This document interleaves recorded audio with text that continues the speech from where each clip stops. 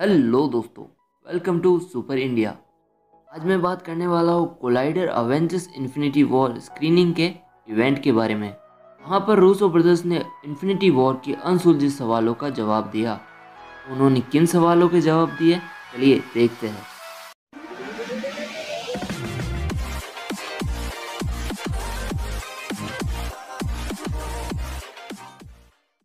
यह event organise कराया था कोलाइडर ने।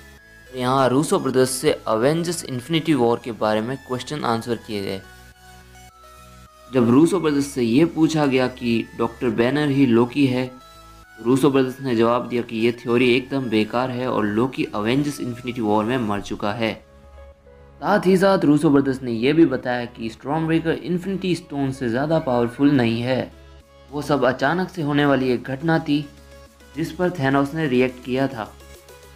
रूसो ब्रदर्स ने बताया कि वो नेटफ्लिक्स और टीवी सीरीज़ को भी एमसीयू में लाना चाहते थे, लेकिन इन्फिनिटी वॉर के इवेंट को देखते हुए ये बहुत मुश्किल था, ना सिर्फ उनके लिए बल्कि टीवी के राइटर्स और प्रोड्यूसर्स के लिए भी। उन्होंने एमसीयू की स्टोरी एमसीयू में ही रखने का सोचा। रूसो ब्रदर्स ने बताया कि रेड स्कल कैप्टन अमेरिका के टाइम से गायब था। उन्हें नहीं पता था कि उसके साथ क्या करना है। उसे एज ए स्टोन कीपर वॉरमीर पर रखा गया। रेड स्कल एक गोस्ट की तरह है। उसने कई बार वॉरमीर से भागने की कोशिश भी की, लेकिन अपने श्राप के कारण वो वहाँ से नहीं भाग पाया। रूसो ब्रदर्स ने बताया कि कल ऑडिशन का कैप्टन मार्वल मूवी से कोई लेना देना नहीं है। रूसो ब्रदर्स ने यह भी बताया कि जब वो स्टैन ली को उनके कैमियो के बारे में बताते थे, स्टैन ली मजाक में कह देते थे, मुझे हमेशा एक ही लाइन क्यों मिलती है कैमियो करने के लिए। रूसो ब्रदर्स ने बताया कि जो एसगार्डियन थैनोस अटैक में बच गए थे, वो स्नैप के बाद अपनी संख्या के आधे रह गए हैं। मतलब हमें कुछ एसगार्डियन अवेंजर्स 4 में देखने को मिलेंगे। रूसो ब्रदर्स ने कहा कि वो हमेशा से जानते थे कि उन्हें मूवी के एंड में किन किन कैरेक्टर्स को डस्ट बनाना है। रूसो ब्रदर्स ने बताया कि उनके दिमाग में हमेशा से बीटा रेबिल था, पर उन्हें उसके लिए कभी एक सही स्टोरी नहीं मिली, इसलिए अब तक हम बीटा रेबिल को एमसीयू में नहीं देख पाए। रूसो ब्रदर्स ने सोल स्टोन की पावर को एक्सप्लेन करते हुए बताया कि सोल स्टोन सोल को कंट्रोल करने के अलावा उसे पूरी तरह बदल भी सकता है। और थैनोस ने सोल स्टोन यूज़ किया था डॉक्टर स्ट्रेंज के खिलाफ, जब डॉक्टर स्ट्रेंज ने खुद को मल्टीपल कर लिया था। और साथ ही साथ मूवी के एंड में भी थैनोस ने सोल स्टोन यूज़ किया था जब उसने गमोरा से बात की थी। रूसो ब्रदर्स से सवाल पूछा गया, अवेंजर्स इन्फिनिटी वॉर में थैनोस कहता है कि वो गमोरा के प्लेनेट के आधे लोगों को मार देगा ताकि बाकी के लोग सही से रह सके। Guardian of the Galaxy movie में गमोरा बताती है कि वो अपनी प्रजाति की सिर्फ एक बची है, तो इनमें से कौन सही है। इस पर रूसो ब्रदर्स ने जवाब दिया, आप किस पर भरोसा करेंगे, थैनोस पे या गमोरा पे। मूवी को लेकर रूसो ब्रदर्स ने 3 ड्राफ्ट बनाए थे, जिनमें से एक ड्राफ्ट में थैनोस की बैक स्टोरी और ब्लैक ऑर्डर का इतिहास था। रूसो ब्रदर्स ने बताया कि अवेंजर्स की हर मूवी में थैनोस का स्माइल करना उनके दिमाग में काफ़ी पहले से था।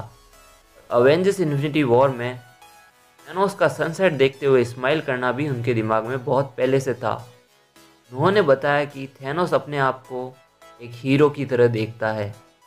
जब रूसो ब्रदर्स से उनका फेवरेट एमसीयू सीन पूछा गया, तो रूसो ब्रदर्स ने बताया कि उनका फेवरेट एमसीयू सीन वो है जब winter soldier captain America, falcon और ब्लैक विडो पे अटैक कर रहा था, जो कि विंटर सोल्जर मूवी से है।